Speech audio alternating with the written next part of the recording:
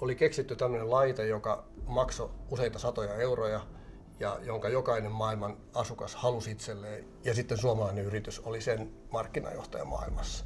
Muistan, kun joku keksi tämmöisen sanan kuin matkapuhelin. No sille naurettiin tietenkin myös. Siihen aikaan ei pelätty eikä kumarrettu. Että...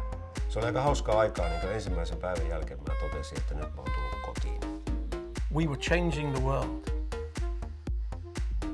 Jos kurssit nousevat, niin bonusta on tulossa jo 2,000 avainhenkilölle. Jos otetaan ihan tavallinen keskiluokkainen ihminen, joka sattumoisin saa työpaikastaan 1,2 $1,000, minä en usko, etteikö tämä vaikuta tämän ihmisen niin kuin henkiseen tasapainoon jollain määrin.